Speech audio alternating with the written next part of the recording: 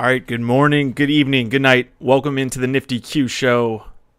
I hope you're having a good day. We're interviewing influential founders, leaders, and people in the NFT and blockchain industry. Today I'm sitting with Drew Harding, co-founder of MetaFactory, a crowdfunding platform for the creation of limited run custom goods with an initial focus on fashion and apparel. We'll be discussing the Digi-Physical industry, intersections between fashion and tech, robot token, and what the team has in store for 2022. Drew, happy to have you in here, man. I had you in about like a year and a half ago almost at this point, which is like, good Lord, we're like old people in the space now. But how are you doing today, my brother? I'm doing great. Yeah, you spoke with us almost right after we kind of started on this big experiment and project. So yeah, it's nice to reconnect and follow up, talk about where we've been, progress we've made. Yeah, I just got done reading that kind of like 2022 like memorandum or like where you guys are headed here, which we'll touch on in the discussion. But I kind of want to touch on something that's really urgent to this week. You're in ETH Denver or going to ETH Denver. What is Oh that yeah, going to be like as that's kind of coming up? yeah. ETH Denver is always a great event, especially for the builder community because it's more hackathon than conference. Although it's definitely growing. It seems like it's going to be pretty wild. Quite a few people this year. Um, but yeah, MetaFactory is the official merchandise partner this year, so we'll be handling all the sales, a bunch of obviously ETH Denver Spork DAO goods, a bunch of MetaFactory gear, some of our partner clients and partners gear drops, some old drops, some new drops, and all the purchases will receive robot and spork. So that's a cool benefit for everybody there. Yeah, I want to talk about those utility tokens later in the episode here, but I kind of want to go over, it's been about a year, so I want to go over your background here. It's been long enough where I think we can rehash a little bit of how you got into crypto and NFTs. And I really like the origin story with you guys at MetaFactory through the MetaCartel and just like the experience you have in the Ethereum ecosystem, I think could be beneficial to a lot of people listening. So give me that quick TLDR on your background, man, and we'll make our way into the discussion. Sure. So I founded a web and mobile application development. Wow, long time ago. Web 2 life, ran that for about a decade. And around 2006, on the back of the Ethereum ICO, I kind of saw the evolution of the space. It seemed like we were about to move into more practical business use cases, consumer applications, so using this technology, not so much the gambling apps, darknet markets, and all that, which is great. Don't get me wrong, but definitely like a little bit more substance and kind of the whole ecosystem growing on the back of Web3, birth of Web3. And so, yeah, 2006, I actually reached out to my business partner. I was like, I think we should pivot full time into crypto. It's probably premature. He was like, I don't know. So we kind of parted ways, and I dove into crypto full time career. I did variety consulting, product consulting for a handful of companies, a wallet company called Pillar. And yeah, I got involved with MetaCartel pretty early on through the hackathon circuit. Met those guys, love what they were trying to do. Really pushing. So MetaCartel comes from like meta transactions. So they were really pushing the abstraction of transactions and trying to, the idea was create this kind of working group to further user experience within like applications and dApps in space. So MetaCartel, for those who don't know, is a grant giving organization. We essentially are a bunch of members who pool our funds to give out to other founders and projects and startups to that are looking to do interesting, exciting, and beneficial stuff in Web3 in space. So yeah. Yeah, so back in, I missed that timeline. Your introduction into crypto was what year? As a career, 2006, or sorry, 2016. Okay, My 16. bad. I was Yeah, going to say you were super yeah. early on that. Forgot a decade there. I was thinking of my Web 2 Yeah, business. yeah, absolutely, man. I love talking to guys who were. I love talking to everyone that comes on the show, of course, but I like talking to people that were in that time frame when I kind of started investing in crypto a little bit. Did Right. you get involved in investing at that time in 2016, 17, and what interested you at that time? So the real background is actually pretty funny. Another business I was working and focused on, kind of peripheral. Um, they were working and accepting Bitcoin as payment, and they turned me onto this whole. There's this Bitcoin. There's this digital currency around.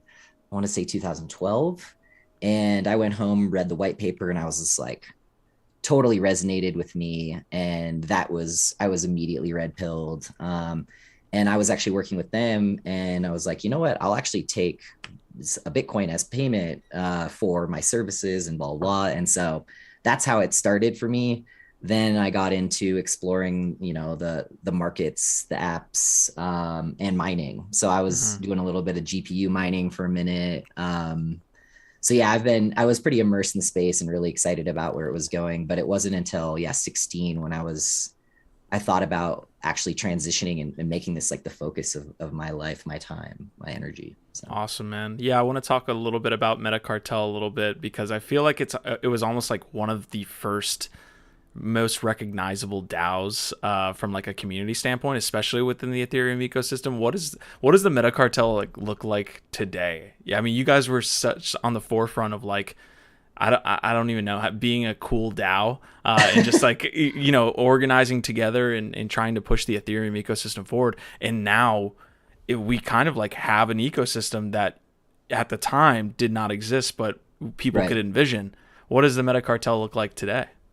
Yeah, I would say, there was the DAO, obviously, the Yeah, of the course. original, and I think that left everyone with a little bit of PTS DAO because of, the result of that. And I think a lot of people were just kind of turned off or just ignored the governance conversation as a result of that. And then Amin, James Young, a handful of others started Moloch DAO, and similar vibe.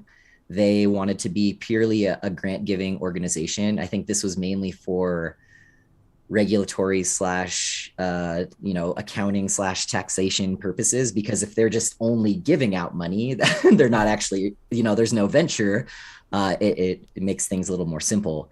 um, Meta Cartel was born shortly thereafter as really like the second Moloch DAO. And whereas I think Moloch DAO was primarily focused on kind of ETH 2 and a lot of like the bigger like chain specific Mm. issues, we were looking to fund people who were building on top of Ethereum primarily at the time, and still really our focus. And but yeah, as new L1s, L2s have popped up that started to like change. We're obviously have a lot of focus on like Gnosis chain at the moment, the old XDAI chain. But yeah, it was a bunch of people too who really, there was no expectation of reward or funding or whatnot. It was really just a bunch of people pooling their funds in order to lift the entire ecosystem up. Rising water floats all boats kind of situation. And then also identifying good founders, good builders, and supporting them on their journey. It was really hard in the beginning. There's the VCs that and the money sloshing around in the space from an investment standpoint definitely wasn't there. So I think we put in a lot of work to help kind of set foundations, and as a result we're helped to seed a lot of the most prominent and influential platforms and projects in the space at the moment. So Yeah, let's hit on a couple of those platforms because I think it would be beneficial for someone listening to say, oh, I actually interact with that platform on a daily basis or a weekly basis, and they came from Moloch DAO or yeah, I'm sorry, yeah, MetaCartel. it's all really close family, Moloch and MetaCartel, but yeah, they're distinct. Yeah, Zapper is a pretty well-known one. Gelato, also a well-known one. I mean, DAO House, in terms of easy DAO tooling, is one that's kind of been directly born from MetaCartel, as MetaFactory was as well. We kind of came out of the culture of the MetaCartel and really wanted MetaFactory to actually land on and focus on celebrating that culture. But yeah, there's a list I'd need to pull up.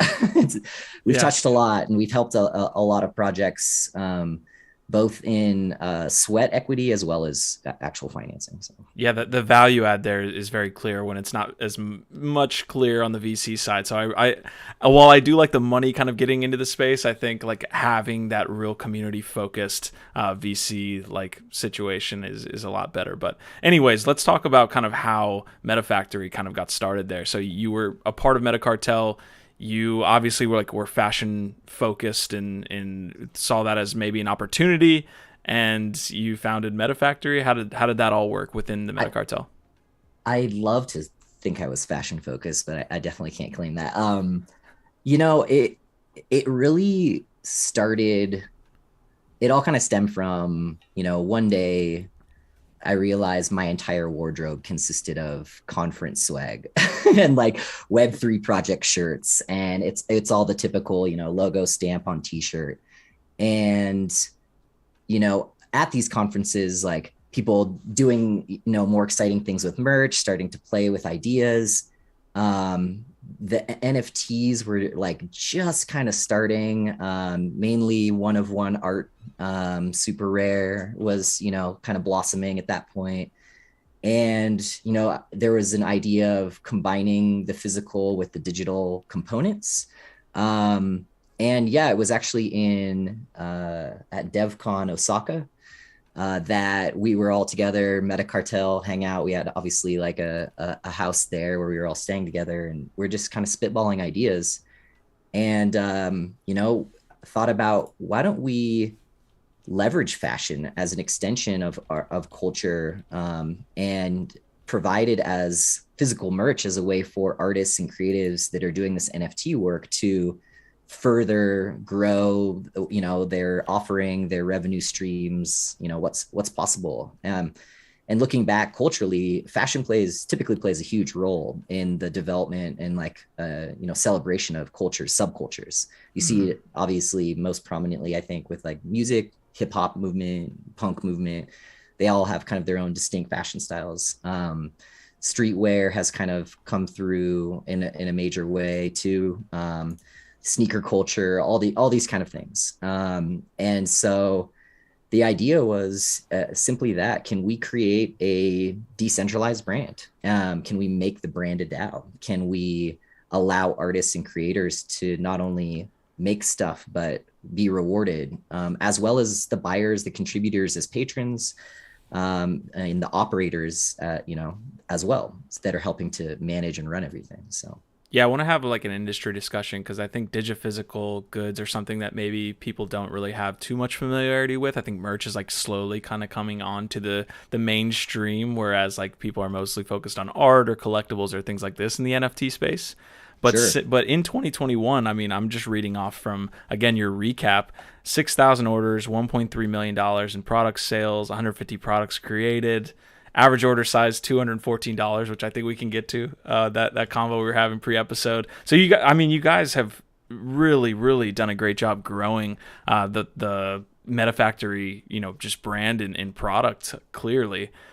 You were building before NFTs were a thing, though. Like, I remember like even the robot token was like the social token movement. That was kind of the narrative. We didn't actually even have a token upon launch. In fact, if you would have asked, myself or MetaDreamer or any of kind of like the core team, we would have probably been like, no, like there's no way we're going to do a token, because there was still a little bit of a ICO, like, we don't need a token for everything. And so the idea was actually to focus more on the NFT side, on this like kind of decentralized brand aspect. Mm-hmm. And then, as it evolved, we recognized an issue with incentive alignment and motivations between different, user groups within contributing to MetaFactory. And it's like, it would work really well to solve this problem: a token. So that was why Robot was born, out of necessity and seeing the need for something like that. So yeah. Yeah, and you guys have plans for the robot token here in 2022, which we'll obviously get into as the conversation evolves. But I want to set the stage for what MetaFactory is going to do here in the next year by kind of touching on this Digi-Physical again, and this like intersection again between fashion and technology. You mentioned a couple times in Sure. your blog post like digital identity and how all of this is involved. So if you can like set the stage for us on why merch and Digi-Physical is going to be a huge thing going forward for us uninitiated non-fashion forward folks. um, yeah, I mean, it's I mean, Digi-Physical at its core is really a good product that exists both in a physical and a digital sense. So for us, obviously, we're focused primarily at the moment on merchandise. We're getting into more some consumer product goods. There's some hardware opportunities, and we're starting to push beyond fashion. But there's so much to unpack and to be done with the fashion space. Um, for the physical side, it's a really exciting space for us. And I don't come from a fashion background. I'm a technologist at heart. And we are lucky to have some amazing people who do come from that world and have really opened our eyes and helped highlight the challenges, the inefficiencies, the problems with the legacy fashion space. And there are many. The main one being a lot of players, contributors, designers, garment pattern makers that really don't receive the accolades or the recognition for the work they do. And that's both socially as well as fiscally. So can we do better? Can we actually, by a decentralized brand, that doesn't mean just decentralizing the creative and the participants and the operations. It means, can we actually do a better job at value capture and distribution to the people who are actually the seamstress and seamsters, the pattern makers, the people all the way through the supply chain. And then on the digital side, yeah, obviously as the metaverse starts to emerge, and I know that that phrase, that word has a lot of connotation right now, and I think we're all trying to unpack what that is. It kind of feels like there are many metaverses the way everyone's talking about it, but I come from the snow crash camp, the dreaming, the sci-fi, like what are the possibilities, right? And so the reality from how I think we think about it at MetaFactory is this idea of an open metaverse, non-permission, non-wall garden, fully interoperable, fully accessible, really driven by the creators and the builders. And so for us, it's been tricky because you have a series of these independent platforms that are each doing their own things. You have the Crypto Voxel, Decentraland, Sandbox, Omnium Space. It goes on and on and on. There's more emerging every day. And each of them have their own NFTs. Each of them have their own ways of dealing with things. And unfortunately, if we don't actually find alignment as an industry, that's going to create a lot of problems in the future. So for us, it's really been about thinking. And the reason why it's taken so long for us to roll out our digital strategy and our NFTs specifically is thinking about this question of interoperability and how best to structure our contracts and our assets to encourage and push the space forward towards like in that direction. So do you almost have to like pick a winner at this point? Do you almost have to be like, okay, we think Sandbox is going to do it, so let's just align ourselves with Sandbox?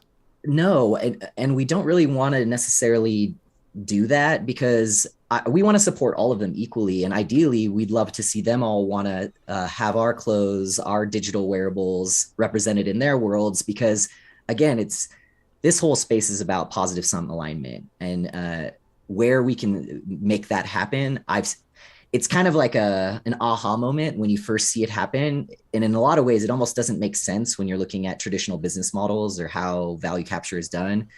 And then you see it done in a way where it's just like, wow, like this is actually benefiting both of us by working together. And we're growing the space, rising waters, back to that.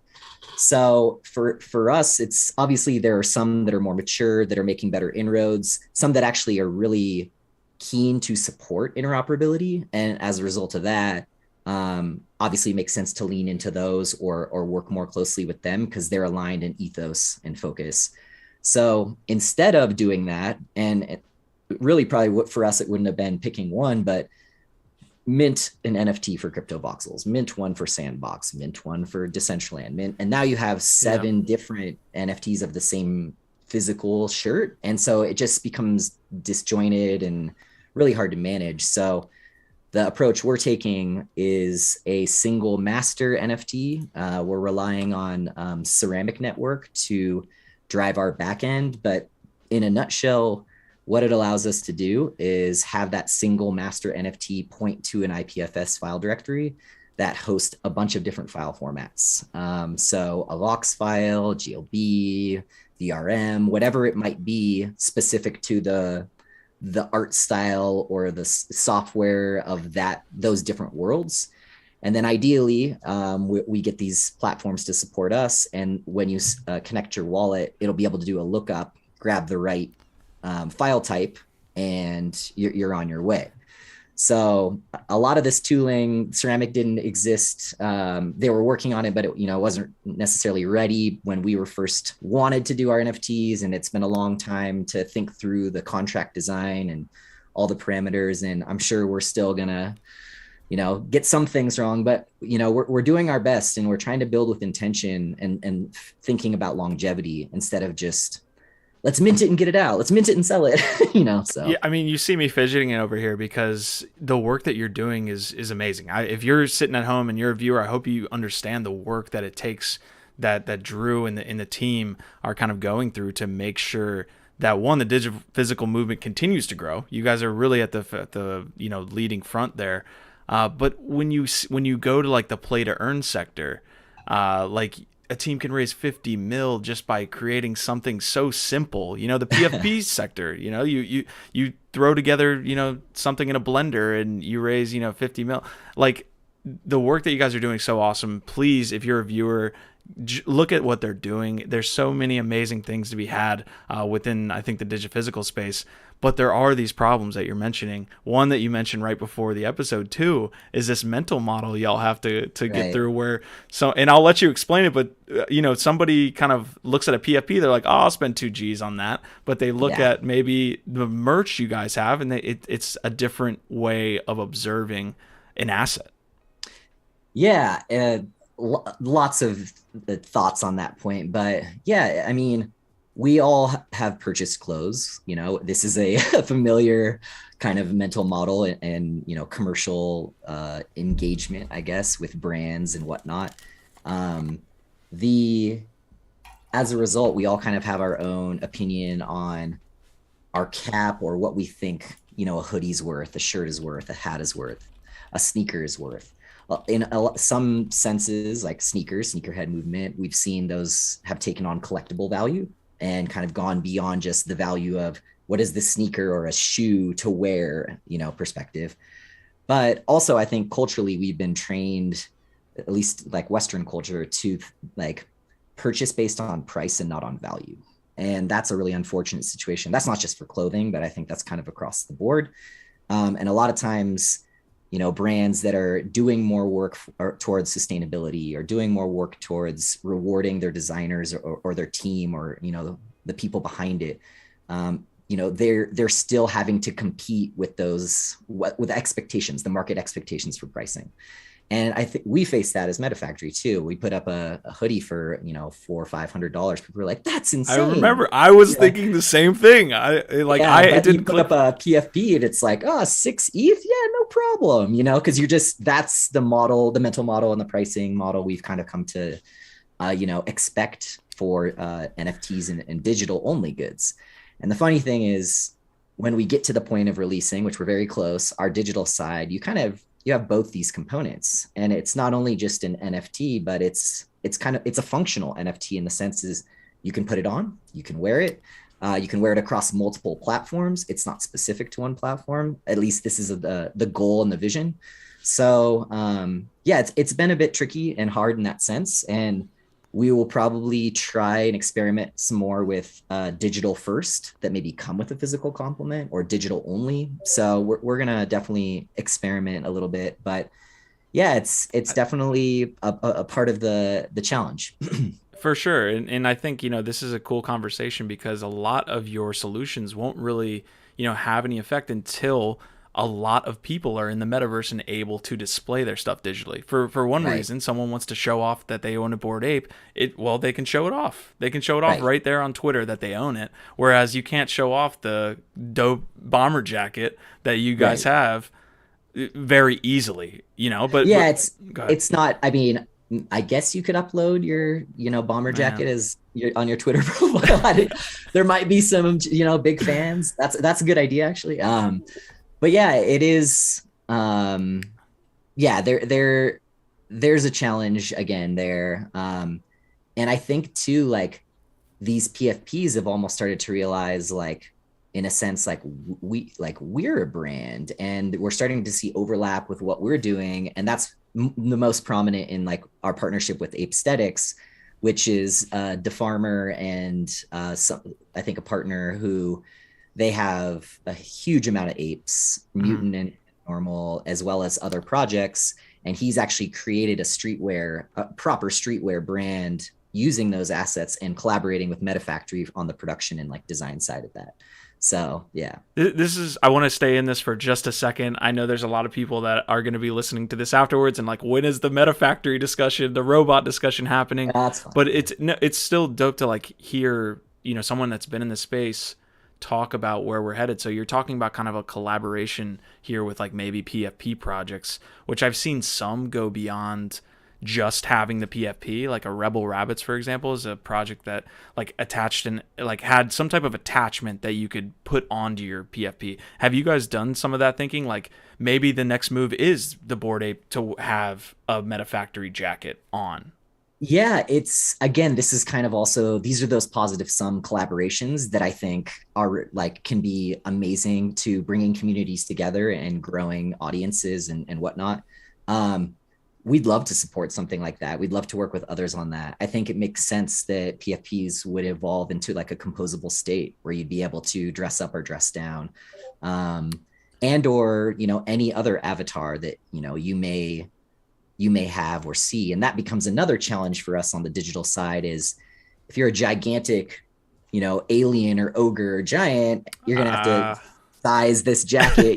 If you're a little gnome or a unicorn, it's, so there's definitely challenges too with, this physics and thinking through aspects of that. So as a result, there may be like limitations to where or how we can support certain projects, but yeah. those also present opportunities, right? So I think that it evolves too. Maybe it's not a jacket for a certain type of project. Maybe it's like more of a badge or a sash or who knows, right? Mm. So the cool thing is these can take forms on different platforms, right? It might be, and this is what's exciting to me about NFTs and like game assets is like, your sword in one world could be a staff in another.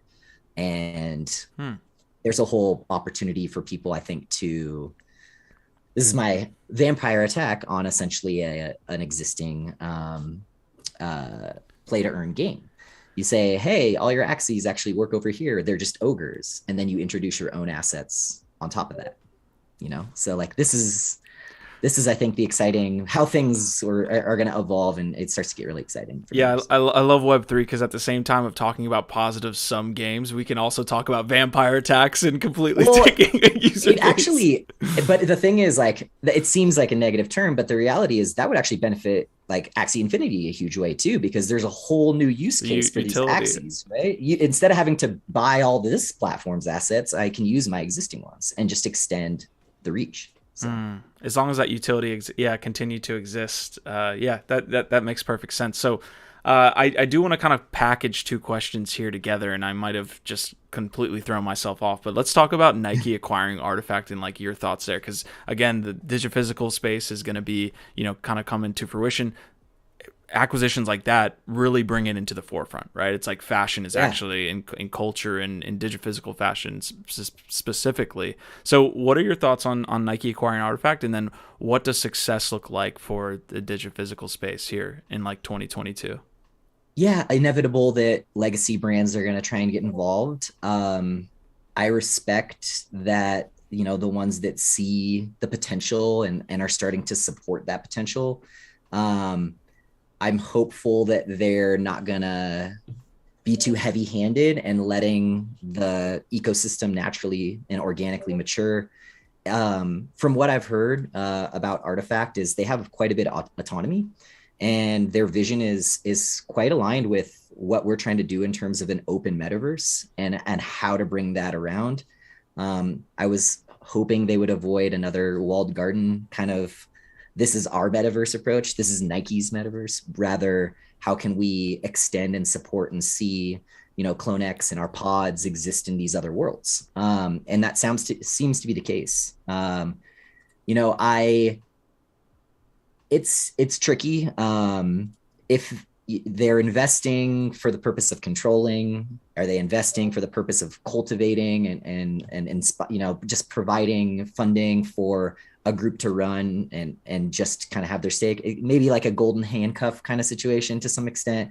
But yeah, obviously those types of budgets, that type of support from a brand and media and marketing perspective is massive. It's only going to benefit them and like the space generally in terms of bringing eyes, and then it's all of our responsibility to make sure what those eyes are seeing is something that we want to be seen versus a money grab, a cash grab, something that doesn't align with culture. And, hopefully it's not about how can we grow our bottom line, but how can we actually bring our consumers, our customers, the people who make this brand successful into the fold.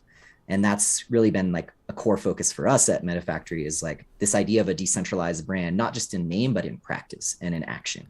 Yeah, and community-owned brands. And that's why I kind of want to continue on this question, especially with you being involved in MetaCartel. And again, I go back to this MetaCartel group as being like one of the cool kids in Web3, where you actually have like the cypherpunk mentalities.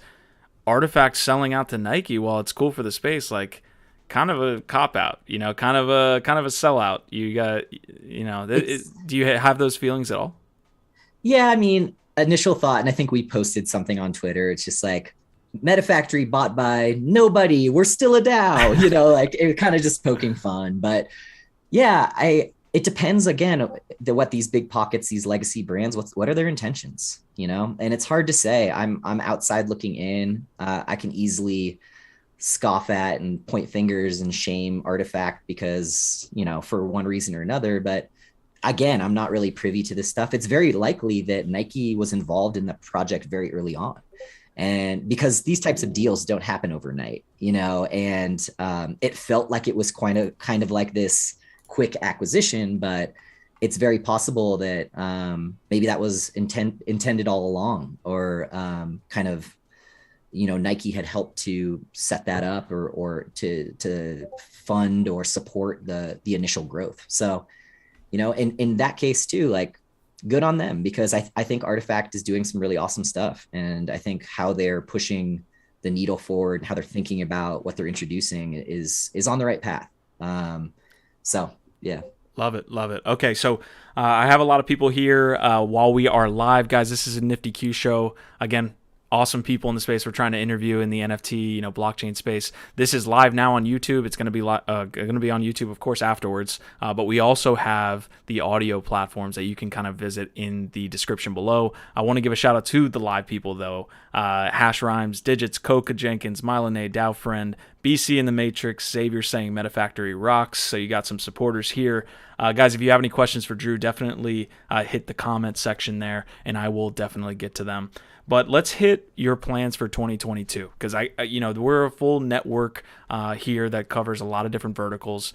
But again, going back to the idea that fashion and culture and Digi-Physical as a term, I feel like a lot of people do not have an understanding of the opportunities there. So I do want to hit on from the user side, kind of shilling a little bit on why MetaFactory is a good opportunity to get involved in. Sure.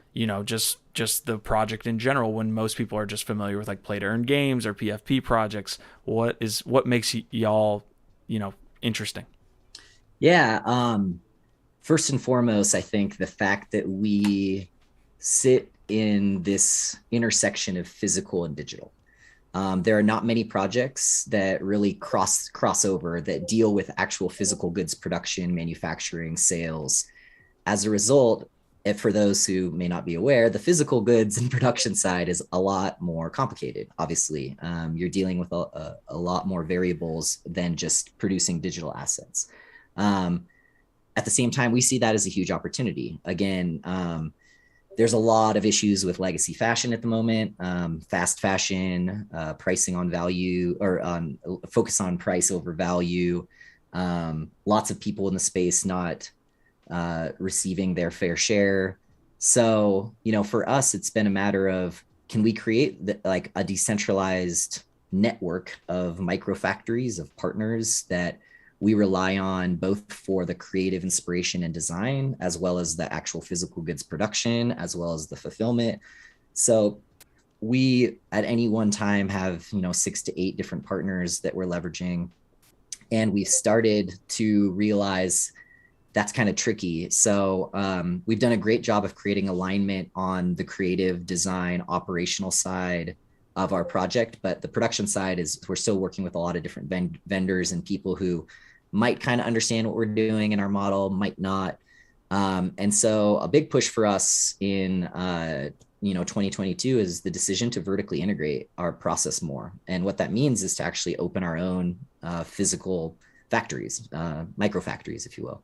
We opened the first one in Berlin a few months ago. And this not only allows us to have better control over our process, greater efficiency, better quality control, but allows us to experiment more because we own the machines and we can spend time, playing with new designs or approaches.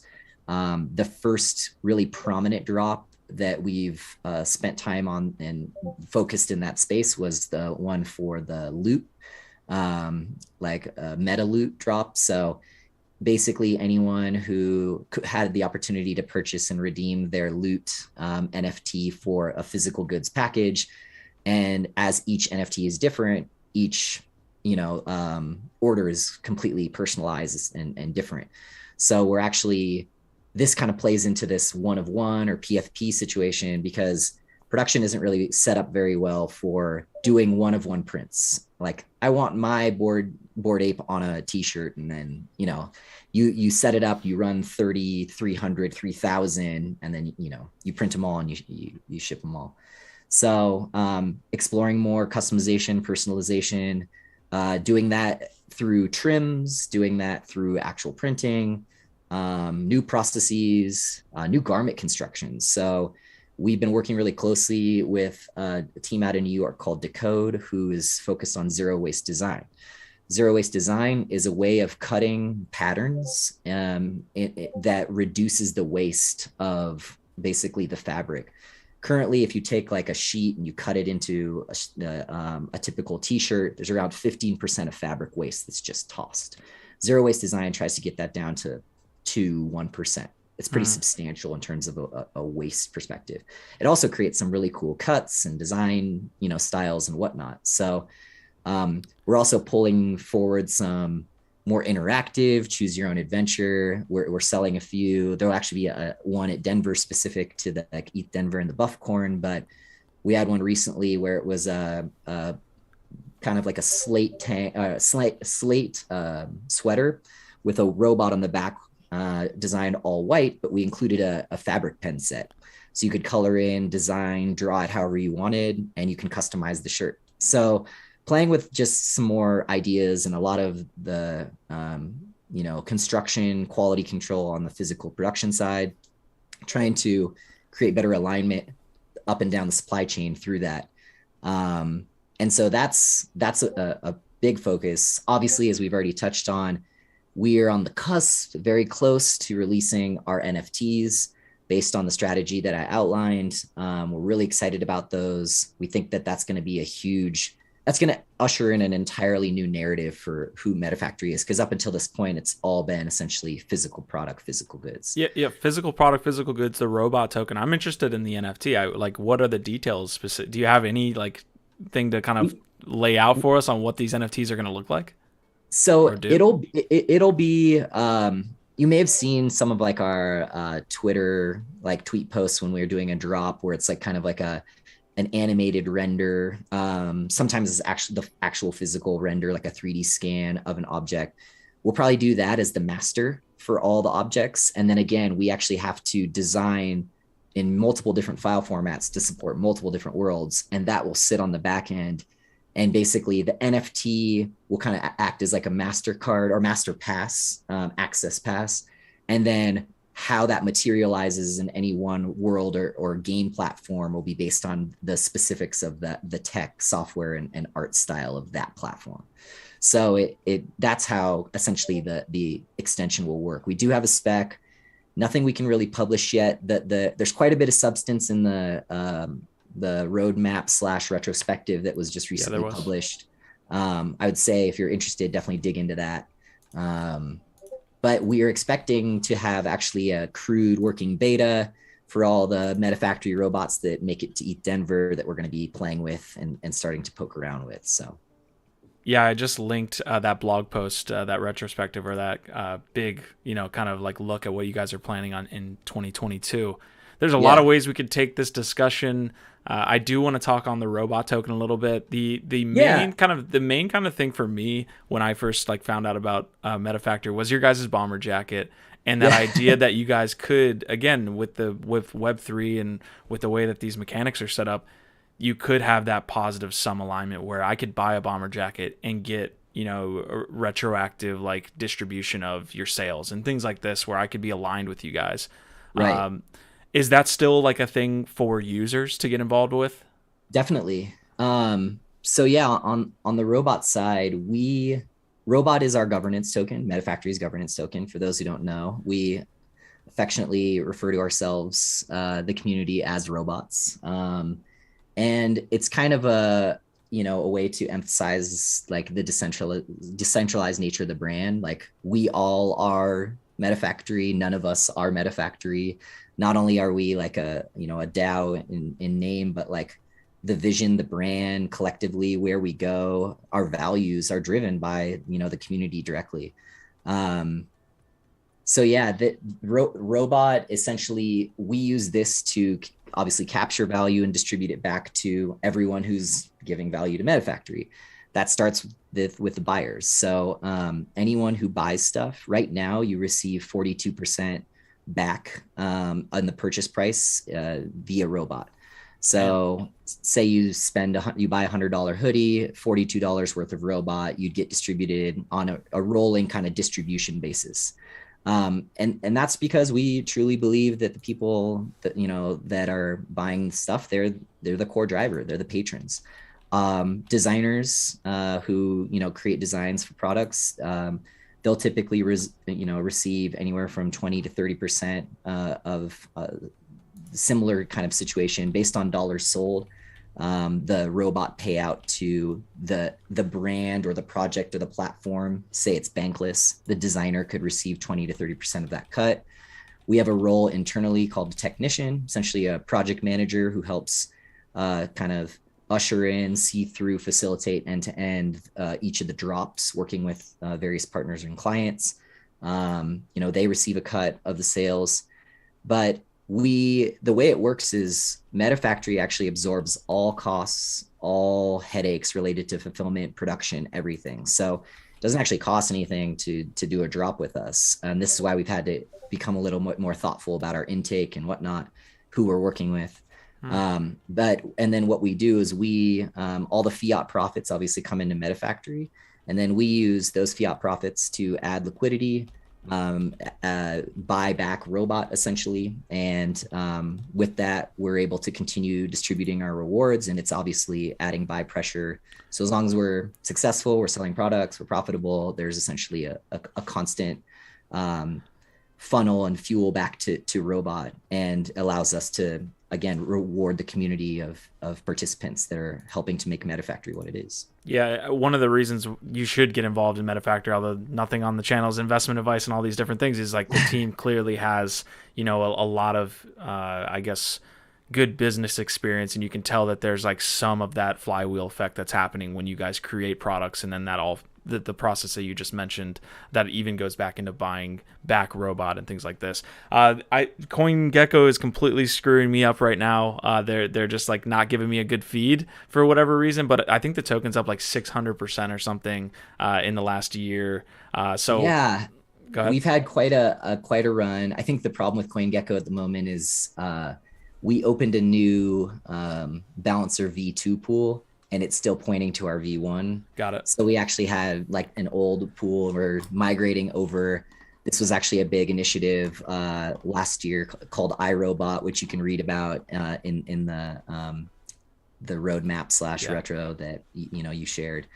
But yeah, we've been extremely lucky and humbled by the support we've received, both sweat equity. And by the way, we're always looking for new designers. We're always looking for people to come in, help with fulfillment, operations, marketing, content. There's so much opportunity. And for us, that's what makes MetaFactory what it is, in the sense that it's driven by the community. And then obviously, people supporting us from the market perspective.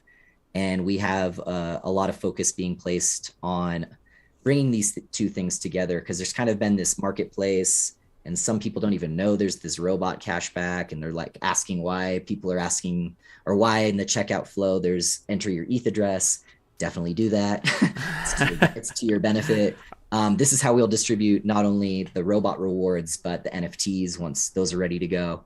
Okay. But yeah, it's, further token utility is coming around, that point of how do we handle this intake, or this model of anybody can do something for free, essentially, because we absorb the cost.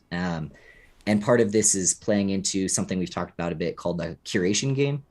And we're going to start pulling that forward and experimenting with it more, where anybody who wants to do a drop with us will have to stake so much robot, kind of show their commitment, stake more to move up in priority. So drop priority and scheduling will be driven by your robot staking and whatnot. You'd get that back, or we're figuring out logistics. Yeah, we talked about, and we're probably going to do like a Rari Fuse pool, which allows for lending against robots, so you don't need to sell your robot, meaning you can still have governance and you can still be a participant, but you could borrow against it to stables, and want to make sure people are actually able to pay their rents, cover their costs. This is, we're paying out designers and contributors because we want this to be a work for them. We want to be able to like satisfy someone's needs in a full-time capacity. So there's clearly a lot going on here, and a lot of good going on here from like a tokenomics perspective and what you guys have been able to build. Other than that blog post that we've been mentioned that I just dropped, is there another place to check out like the clear and hardcore utility now, as well as like a timeline for future releases? There is we were using Medium previously, prior to posting on Mirror, and now everyone's kind of switched to Mirror for good reason. On our Medium, there is a specific robot token post that talks about the specific tokenomics and really dives in there. Okay. I can share that with you, so you can share it forward if like with your community. But yeah, there is some detail. I would say too, everything moves so fast in this space. We do a horrible job about talking about where what we're doing, our progress, things we're focused on, just because we're so busy doing it. We need someone to help on the content, but get involved in the Discord if you're really keen to understand what's happening. There's also some really good just conversation and insight, especially on metaverse trends, and people who are just so up on the VR side and the technology pieces. And then of course, Twitter, in terms of the Twitter and Discord from a real time, most, up to date and fast moving knowledge. Those are going to be your best platforms. So. I'm always jealous of the people who are just like posting tweets and that's all they do. And it's like, okay, yeah, you could keep everybody updated on what you're doing, but like, that's because you're only doing that, for us builders, and people are like, well, why don't you, talk more about what you're doing? Well, cause I'm freaking building, it's tough to host these every day and all these things. So yeah, 100%. That's why it's great to chat with people like you who can help, us better communicate these things forward. So Appreciate that. I appreciate you, my man. Yeah. Hey, I got some lightning questions here. Some of these are personal, like just me questions that I wanted to ask you, but others are probably related to, of course, what you guys are doing. And I also want to open it up again, guys. If you have questions about, robot token, MetaFactory, please drop them in the chat. Drew, are you guys planning on like raising money at any point? We've talked about it. We did. iRobot was kind of an interesting experiment around doing like an on-chain DAO based raise, a decentralized raise. It was, it actually worked pretty well. We were pretty happy with the outcome. Obviously, unfortunately, in the latter half of this last year and into like really recently, we kind of hit some market challenges. And pros and cons, because it was on chain, we're subject to the market volatility that's going to happen versus if we were to do a traditional diversification or sale, OTC sale to an investor, that would just be a huge like cash war chest for us. Exactly. The biggest thing I think was any kind of VC that we would work with or do that type of raise, we need to make sure they're aligned in ethos and vision for what we're doing. We also felt like doing this kind of a decentralized DAO-based approach was a cool way of doing essentially a decentralized seed round, which would then kind of allow us to, piggyback into a more traditional type raise. So we're exploring it. It's likely some version of that will occur in the future, but we're blessed enough to actually have a working business model and revenue model that we've bootstrapped the whole thing. We haven't needed to raise in that sense. That said, we're also getting a lot more comfortable with the direction and our focus. So just adding fuel to the fire makes a little bit more sense. We have a more clear vision at the moment. So. And 100%. And the reason I even ask is because you have so many processes set up, if not only because you're in the Digi-Physical space, right? You got to set up a factory, for God's sakes. Like this is like all things that require cash. Brick and mortar business. Yeah, exactly. Shout out to you guys there. Another lightning question. You're planning on implementing an NFT. You also have the robot token. How do you look at providing utility so one doesn't hurt the other?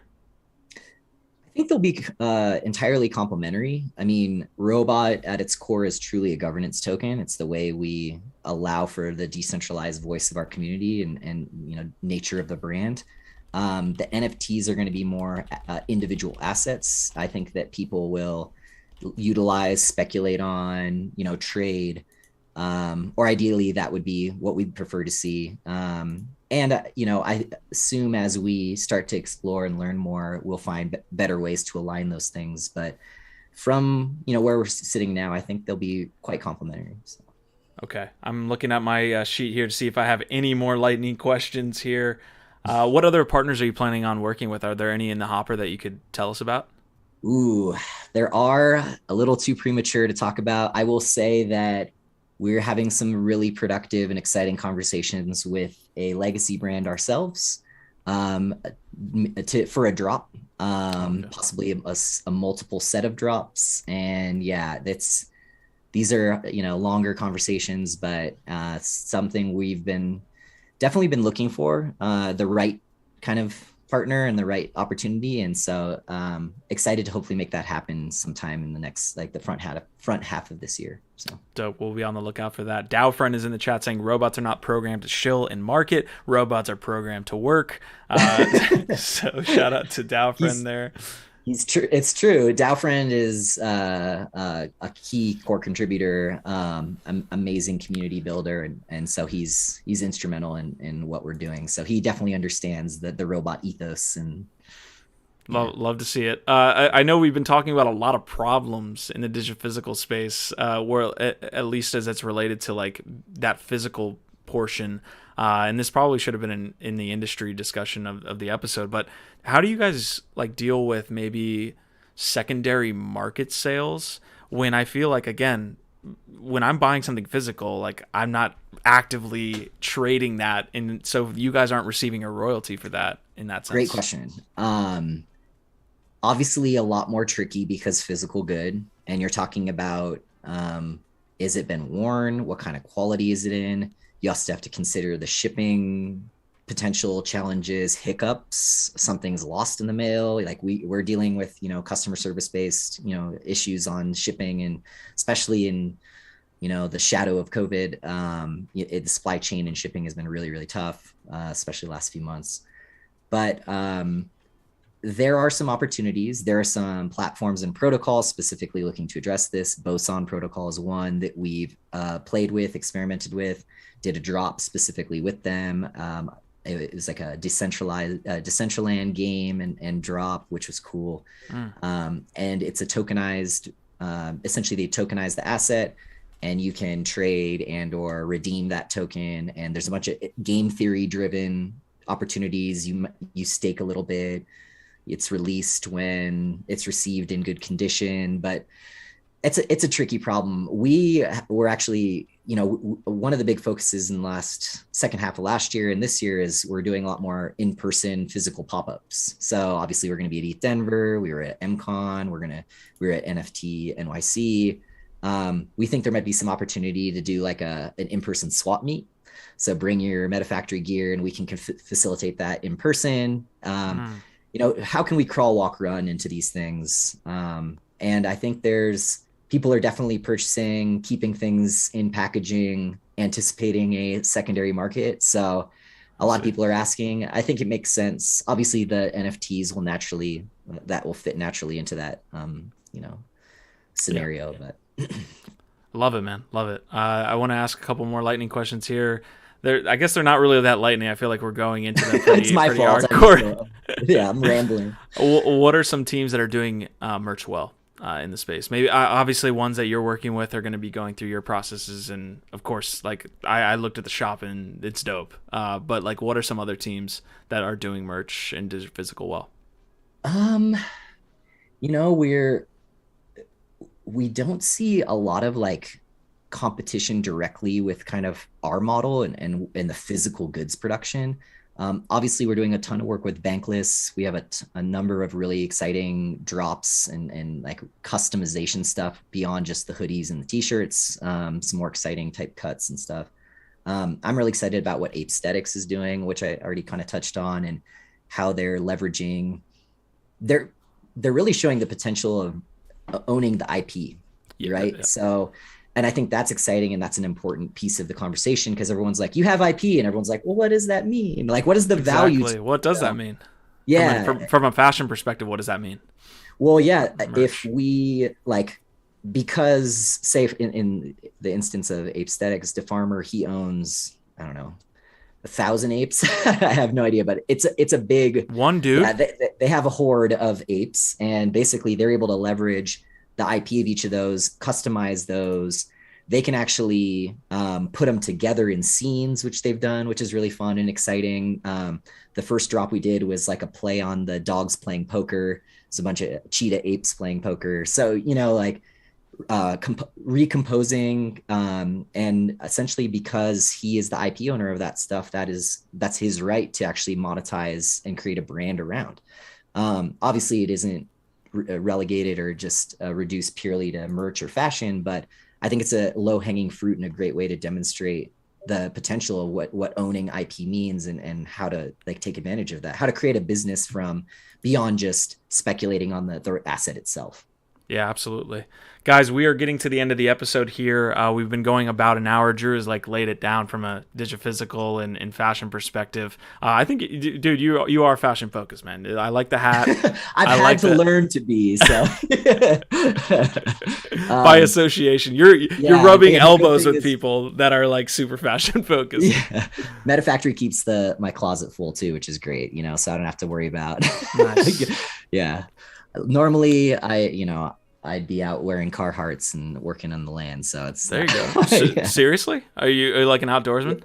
Yeah. I live on a farm, and that's my other passion is like ag. And yeah. So I'm interested. Do you hunt at all? I do. Yeah. So yeah, bow and rifle. So on your land, or how does this work? I'm flying out there now. Come on. Oh, no, close. Actually, I was standing in my doorway the other day, and 3-4 deer, nice looking buck just walked right across my land. And then I grabbed my compound bow and I was like, no, I can't. I was like, no hunt, no stalk. It's just like, it's not fair. Yeah. That's the situation. From your window. Yeah, exactly. Just lean out. Yeah. Dope. But yeah, for me, actually, I find the two very complementary in the sense of like tech and agriculture, in the sense of especially like systems design. So, and that's a lot of where I sit. And like, we've designed our farm to be primarily like rely on the inputs that come from the farm and how to create closed systems. So I've done a bunch of aquaponic designs too, which is like closed nitrogen cycle and with, DAOs and crypto economics and incentive mechanism design, it's the same thing. How do you create these systems that work together in mutually beneficial and productive ways? And I often find myself borrowing back and forth from like learnings and just like thinking of them independently. So I honestly thought you were going to talk about like the psychological effects of like going outside and like being able to work with your hands, but that's a whole there's other there's definitely that, and I recommend to most people that get out from behind the screen and play with some dirt, play with some breathe the air, take a long walk. I think it's good for the soul for sure. Yeah, absolutely, man. I don't want to dox you at all if you like have your location like hidden or whatever, but like, is there any way to support your farm, or is it just like a personal thing for you? It's a personal thing. Okay. We may open it up. We're going to possibly put a couple like tiny home yurt situation and open it up to some like the crypto friends and family. Obviously MetaCartel will be more than welcome. And obviously the MetaFactory fam. But yeah, we're a ways out. We're still in the early kind of design and planning. It used to be a vineyard that we raised, and moving it to more of like a homestead. Dope, man. Let me know whenever that comes to fruition. I'd love to. Sure. I'm assuming you're on the West Coast, but maybe I'm wrong. We're in the middle. Okay. I'm in the Rockies. Yeah. Oh, nice. Okay. This is purely now a rabbit hole discussion that I want to end with, and this is just for me. So if you're here and you're looking for any more MetaFactory stuff, definitely ask a question. Dow Friend is saying, if there's ever a societal breakdown of apocalyptic levels, head out to Drew's farm for shelter. We'll toss up some yurts. This is why I'm not sharing that location. We got a bunch of OVOTs in the house. Prodigy is here. Hash rhymes digits. Okay, so again, like our whole conversation has been around Digi-Physical, and it was really cool. And now that I think about it, it was a damn MetaFactory jersey. But it was like one of my experiences in the metaverse with, an actual, asset was when you guys had the jersey made for the first Metaverse World Cup in Crypto Voxels. Yeah, the Decentraland one. Yeah. Dude, so the conversation, and I got down a super rabbit hole where I was like gonna have a museum built with all these really cool like assets from across the metaverse. And the big thing that I wanted to kind of talk to you about, and this is again more general, was in TLDR, I would have paid more for the jersey that was on the field. And so you guys had 100 of them. And so there were 5 people that played in that event. I would have paid more for the jersey that was actually used. Interesting. But there was no data that showed, other than the owner. Right. But the owner can actually be, forged, right? Like an owner can own 2 of them. And maybe, I guess maybe you could have the metadata say, I put this on at a certain time and all this stuff. But I just think that there's all this cool stuff happening, especially with fashion. There's no reason why, obviously contract work and barring like all the technical complexity, but that it actually captured stats too. Like, did you score a goal? How assists, just general things that I think, whether they be automated or manually captured on some level, I think there could be some interesting things. That honestly, this is again goes back to ceramic and the power of like kind of what they're doing. We think of blockchain, and it is this permanent ledger, and everything is stored in permanence, and that's great for certain things, but it's horrible for others. Main one being like personal information. Like, I move, I don't want my address permanently registered as well. I don't want my address permanently registered anyways, but like if I ever needed to update or change that, you need a way for data to be updated and changed on the fly, ideally without gas cost, ideally without minting something new. So ceramic allows for Got it. this type of opportunity. So someone could actually update the metadata on that jersey and say who was wearing it, say the stats of that person, say, you know. So there's a lot of I think exciting things that are going to extend from these applications for sure. Absolutely, man. I love that you touched on the tooling, and I think we have to definitely hop off. And you guys are doing some work on DAO tooling, which would have been a cool convo, but it's Yeah. about an hour. But yeah, it just struck me, man, because I We, was like sitting there. Oh, go ahead.